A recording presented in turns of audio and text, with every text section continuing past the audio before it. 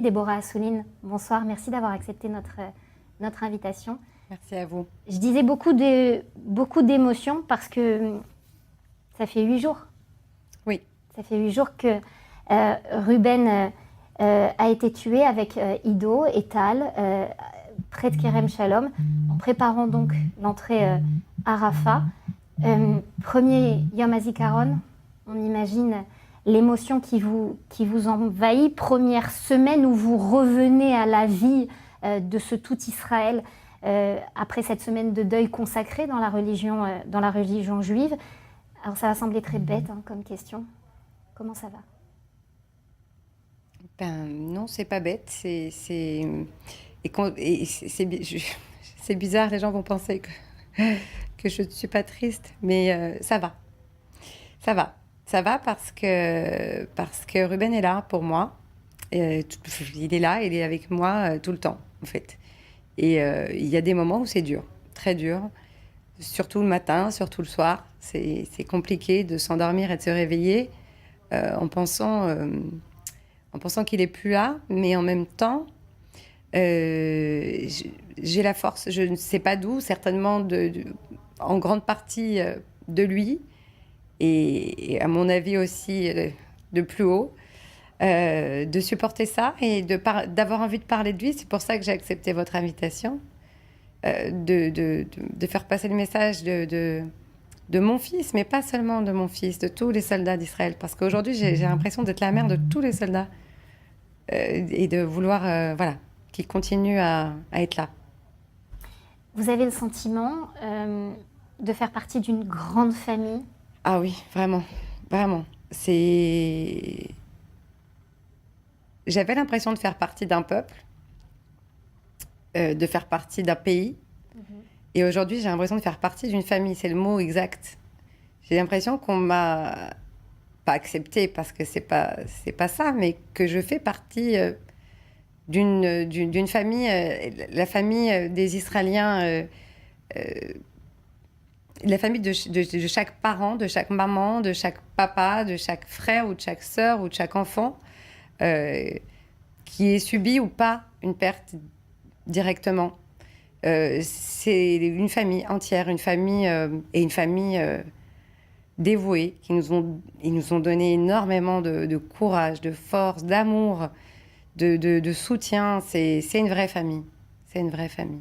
On voit, alors que vous parlez, et à vos côtés, les photos de Ruben. Ruben, il était là où il voulait être. Est-ce que c'est ce qui fait partie de ce réconfort dont vous parliez? Oui, mais ça a été dur à accepter. Ruben, il a voulu là où il a été. Il a voulu aller là où il a été jusqu'au bout. Malgré moi, malgré nos choix de maman, nos envies de maman, nos peurs de maman. Il a dû vous travailler pour que vous acceptiez de le faire rentrer dans cette unité de Shaked Givati. Tellement et en même temps pas vraiment. C'est compliqué, c'est difficile à définir, mais quand on est arrivé en Israël, l'armée était le passage obligatoire. On savait que c'était le deal. Israël, c'est aussi l'armée, c'est aussi le donner. On ne peut pas que prendre. Voilà.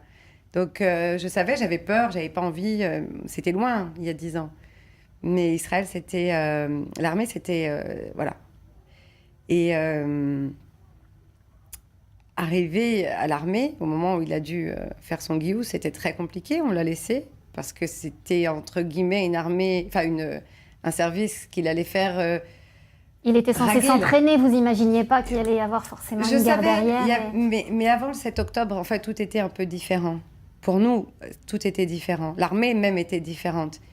Je pense qu'on a commencé à ne plus vouloir ou à avoir très peur, en tout cas, qu'il fasse ce qu'il avait voulu faire à partir du 7 octobre. Là, ça a été beaucoup plus compliqué. Un combat, oui, et en même temps, non. Parce que on fait des enfants et on veut leur transmettre des valeurs. On veut que ce soit de bonnes personnes. Et en même temps, on veut les protéger. C'est très compliqué. J'ai toujours dit qu'être une mère en Israël, c'est être un héros. C'est très difficile c'est plus difficile d'être une mère en Israël que d'être une mère partout ailleurs. C'est bizarre, mais c'est comme ça. Donc, quand il y a eu le 7 octobre et qu'il a voulu, je l'ai empêché au départ. Enfin, je lui ai dit, non, c'est impossible. C'était pas envisageable pour moi. Et lui, c'est ce qu'il voulait. Donc, Est-ce qu'il y a eu des moments où il émettait des craintes, des angoisses, des peurs? J'y ai repensé tellement de fois en me disant, est-ce qu'il avait peur? Est-ce qu'il me l'a pas dit? Mais j'ai l'impression que non. Et aujourd'hui, après, avec le recul, et les témoignages qu'on a reçus, même de ses amis soldats avec qui il était, et donc vraiment là, du coup, il était toujours avec le sourire. Et puis il aurait pu, puisqu'il avait fait 1 entrée, 2 entrées, il aurait pu ne pas vouloir faire les autres s'il avait eu peur. À l'intérieur de la bande de Gaza. Exactement. Et il a voulu y retourner. Et il voulait aussi rentrer à Rafah. Non, il avait pas... Je pense qu'il n'avait pas peur. Ça me soulage de savoir qu'il n'avait pas peur, d'ailleurs. Il n'avait pas peur, il avait envie d'être là-bas. Il a dit à son père, parce qu'on ne parlait pas de mort. Moi et lui, on ne parle pas de ça, c'est pudique. Et puis il savait que c'était un mot qui me faisait très très peur et que s'il le prononçait, là, c'était... Mais il parlait avec son papa et il disait, mais au pire, papa, si je dois mourir, je vais mourir, mais mourir pour Israël, c'est kadosh. C'est kadosh, c'est saint. Je ne meurs pas pour rien. Et moi, je ne l'aurais pas entendu, hein, mais en tout cas, ça montre encore une fois... N'empêche qu'aujourd'hui, vous portez ce message. Vous dites qu'à l'époque, vous n'auriez pas accepté de l'entendre, mais aujourd'hui, ce message, vous avez envie de le porter et que ce combat, il continue au-delà de lui. Parce que je me mets à la place des gens autour de moi et des mamans et des familles. Et ouais, parce que moi, je l'ai compris parce que j'ai pas eu le choix de le comprendre, on me l'a imposé. Mais si les gens pouvaient le comprendre avant, après, chacun le prendra à sa manière et le vivra à sa manière. Mais oui. Nos enfants sont des héros. Ils n'ont pas peur. C'est au-delà de nous, au-delà de ce qu'on peut imaginer, au-delà de ce qui est même imaginable, en fait, je pense. De pas se poser de questions et d'aller là où ils pensent qu'ils doivent aller. Aller de l'avant et de foncer. Je voudrais qu'on parle, en se parlant un petit peu avant cette émission, vous m'avez parlé d'une anecdote dans une banque israélienne où on vous faisait remarquer que vous n'étiez pas forcément israélien 100%, hein, finalement, en étant arrivé en Israël en 2014-2015. Vous l'étiez moitié-moitié. Et en fait, on attendait de savoir que vous aviez, vous aussi, un fils à l'armée, un enfant à l'armée, pour finalement... penser que vous étiez des nôtres, c'était ça qu'on vous faisait ressentir On a choisi de vivre dans une ville comme Ranana qui accueille beaucoup d'Olim Hadashim. Donc c'est vrai qu'on est très présent français à Ranana. En général, les Israéliens pensent que les Français viennent parce que ils viennent, ils ont de l'argent, ils achètent des appartements et puis c'est tout. Voilà, on est là. Ils comprennent même des fois pas pourquoi on est là. Et effectivement, cette anecdote, elle reflète peut-être un sentiment qui n'est pas partagé par tous, mais qui est présent et qui existe, à savoir que l'armée, cette dame avait dit, mais moi, mon fils est à l'armée, sans connaître notre vie, sans savoir si on avait des enfants, si eux aussi faisaient l'armée. Voilà, il y avait cette différence qu'il y a et qui a été aussi un peu gommée par le 7 octobre, je pense. Était présente. Elle l'est et ça, on ne peut pas faire grand-chose, mais on a ressenti ça, effectivement. Myriam et Maurice sont avec nous en plateau. Maurice et Myriam, je vous sens très émus tous les deux et bien évidemment, on sent l'émotion et on sent cette force aussi de Déborah, je tiens à le dire parce que c'est très important aussi. C'est quand même incroyable, mais vous donnez de la force. Vous donnez de la force et vous partagez pas seulement la tristesse et l'émotion, mais au-delà de l'émotion, il y a de l'émotion. Mais moi, je suis troublé. Ça me trouble. J'arrive pas à comprendre quel prix à payer pour rentrer dans une famille. C'est proprement incroyable. Est-ce que si on vous avait dit c'est le prix, vous auriez accepté de rentrer dans cette famille? Je n'arrive pas à comprendre. Nous qui sommes tous ici des anciens immigrants, on a du mal à saisir que pour être accepté dans un pays, il faut payer le prix du sang. C'est pas normal, c'est pas pensable. c'est surhumain, c'est au-delà de l'humain. Et on accepte. Et non seulement on accepte, mais finalement, ça nous paraît normal. Comme nos enfants qui vont à l'armée et ils n'ont pas peur. Comme vous l'avez dit, ils n'ont pas peur. Mais pourquoi ils n'ont pas peur? Parce que ça vient de l'amour. C'est l'amour pour le pays. On n'a pas peur de ce qu'on aime. Donc, tout est troublant. Tout est troublant pour nous qui venons de l'extérieur. C'est troublant. C'est difficile à comprendre, à saisir. Mais bravo pour cette phrase. Il faut être un héros pour être une maman en Israël. Vous le ressentez aussi, Myriam? Cette différence qu'on a quand on est une maman ici. Cette double allégeance, mais qui renforce peut-être aussi. Je me souviens d'une conversation avec une amie à l'étranger qui m'avait dit moi, si on venait chercher mon frère, à l'époque, c'était sans parler de nos enfants, je pense que j'aurais préféré lui casser les jambes plutôt qu'il y aille, un truc du genre. Et je lui avais dit mais si tout le monde fait ça, qui va y aller? Et en fait, je pense que c'est ça. Répondait Ruben à son papa. Mais voilà, je pense que c'est ça la différence, en fait. C'est que peut-être qu'aujourd'hui, en Occident, on peut se donner l'illusion que quelqu'un d'autre peut faire le travail à sa place. Mais en Israël, je pense qu'on sait, pour plein de raisons, pour notre histoire, pour la situation qui est la nôtre, pour le fait que c'est un tout petit pays, pour le fait que... Je pense que ça paraît très évident aujourd'hui, ici, que voilà, qu'on ne peut pas sous-traiter cette tâche à qui que ce soit d'autre de se défendre. Je pense qu'effectivement, ça donne de la force aussi, ça donne du sens au temps qui passe, ça donne du sens aux choses qui comptent. Vous avez parlé d'indépendance et de force, et je pense que peut-être plus que n'importe quelle démocratie aujourd'hui, en Israël, on connaît très très bien le prix de l'indépendance, le prix de l'autodétermination, et on sait aussi le prix quand ça n'existe pas. Et c'est aussi pour ça qu'en Israël, la journée à la mémoire de la Shoah et la mémoire sont dans un même continuum, parce qu'on comprend très bien comment se sont organisées les choses historiquement parlant. Mais c'est vrai, bien sûr, que je pense que il y a une différence entre se dire ça en tant que maman et l'accepter vraiment une fois qu'on est confronté à la réalité des choses. Bien sûr. Bien sûr. Mais c'est pas, de toutes les façons, la réalité rappelle ce qu'on sait, en fait. Ce qu'on sait, mais qu'on se tait. On ne veut pas. On préfère ne pas. Voilà. C'est la réalité. Des fois, la dureté de la vie fait qu'on se rend compte de choses qu'on savait, mais qu'on occultait pour pas avoir à se dire qu'un jour on pourrait affronter ça. Votre combat, Déborah, c'est de continuer un peu, et différemment peut-être celui de Ruben aujourd'hui, et d'appeler à se tendre des mains, justement. J'appelle pas ça un combat. Lui, il a combattu. Moi, je combats pas. Moi, je voudrais justement que ce soit plus un combat. Je voudrais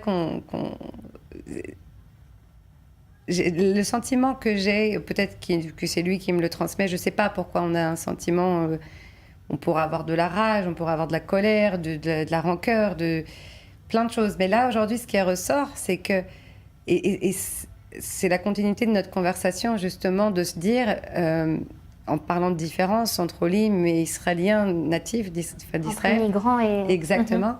C'est de se dire pourquoi, dans un si petit pays, où de toutes les façons on ne peut compter que sur nous-mêmes, pourquoi y a-t-il encore des différences? Pourquoi moi-même, quand je vois des manifestations, ça me met en rage, pas en rage, en rogne? Pourquoi quand on a une discussion sur des religieux qui font l'armée ou pas l'armée, pourquoi tout ça alors qu'on est...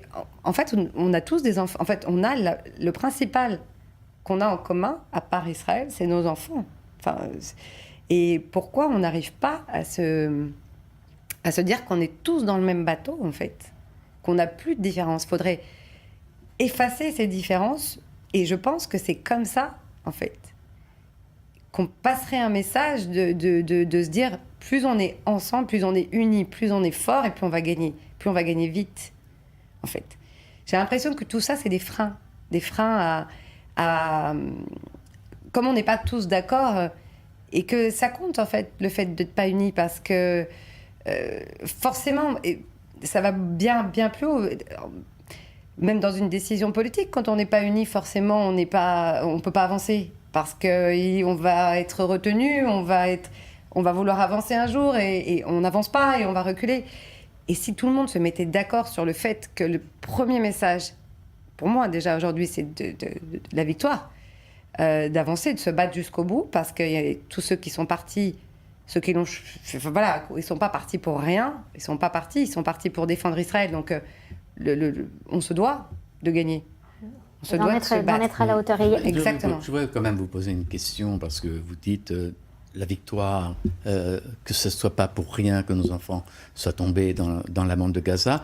Mais est-ce que vous comprenez ces mamans ou ces familles qui disent il faut arrêter la guerre pour récupérer nos otages? C'est-à-dire que là, il n'est plus question de victoire. Il y a un moment donné, il faut se rendre compte d'une réalité. Il y a une réalité. On a essayé de discuter. On n'a pas essayé. Je ne pense pas qu'on y ait été de la manière... Après, à ma petite échelle, je ne suis pas du tout politique, et j'ai pas les tenants et les aboutissants de tout ce que... Voilà. Mais on a essayé. On essaye. Israël essaye. Israël est un pays... avec une armée qui n'est pas une armée, qui est une armée de combattants de défense d'Israël. D'ailleurs, c'est la défense d'Israël, c'est pas l'attaque d'Israël. On a été attaqué, on s'est défendu. Pourquoi bien sûr que, de toute façon, je comprends tout le monde, en fait. Je peux comprendre qu'on ait tous des avis différents. Mais il y a une réalité dans les faits, que de toutes les façons, le choix est de... On n'a pas de choix, en fait. On a essayé, tout ce qu'on a essayé n'a pas réussi. On a sauvé des otages en discutant, évidemment. On a sauvé des gens, et c'est magnifique. Mais chaque chose... Enfin, je veux dire, on n'a pas aujourd'hui la possibilité de faire autrement, en fait, que de se battre pour gagner et d'aller au bout, et vraiment d'être d'accord là-dessus, de se dire que il n'y a pas le choix. En fait, on n'a pas de choix. Ce message, Myriam, que porte Déborah, il est important, et il est relayé par certains forums de familles, justement, qui ont subi les affres de cette guerre vraiment à l'intérieur de leur chair. Il est relayé pour essayer d'aller bouger les politiques, de leur dire, bon alors...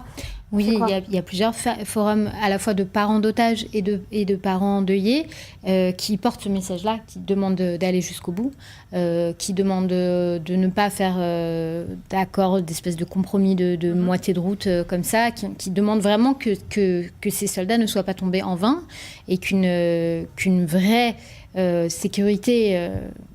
si on ne peut pas employer le mot de victoire éventuellement, au moins qu'une réelle sécurité advienne pour les Israéliens après cette guerre. Effectivement, c'est extrêmement compliqué, je pense, aujourd'hui pour le leadership, dans le sens où effectivement le prix payé par les Israéliens, il est tellement important, il est tellement énorme, qu'aucun... fin de guerre en demi-ton comme ça ne sera acceptée par qui que ce soit. Bien entendu, les familles d'otages demandent la libération de leurs proches, et c'est bien normal. Mais il y a une compréhension dans tous les cas qu'un statu quo ne sera pas accepté par la population. Déborah, je voudrais qu'on termine cette interview avec Ruben, avec des souvenirs, puisque c'est le jour du souvenir, mais... avec des histoires sur Ruben. Vous me disiez qu'il y avait votre Ruben, et puis il y avait le Ruben que ses copains vous racontent, qui est parfois très différent. C'était un petit clown à l'armée. Ah, Ruben, à la maison, c'était un Ruben très discret, très...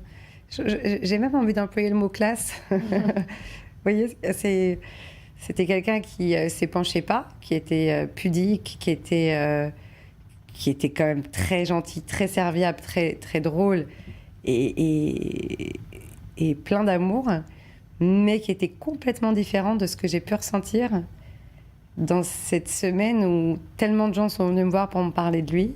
Vous l'avez découvert autrement ? Je l'ai découvert complètement différemment. Il était non seulement drôle, mais il était plus que... Enfin, ses amis, que ce soit ses amis de l'école ou même ses amis de l'armée, me l'ont décrit comme un autre Ruben, vraiment comme un autre Ruben, encore peut-être plus beau, plus grand, plus fort que moi, j'avais dans la tête. Même si pour une mère, on a toujours le plus beau et le plus... il était plus que ce que je peux penser dans beaucoup de choses. Dans beaucoup de choses. Même dans son courage, même dans son combat, dans son caractère, dans tout, il était plus. Il était plus.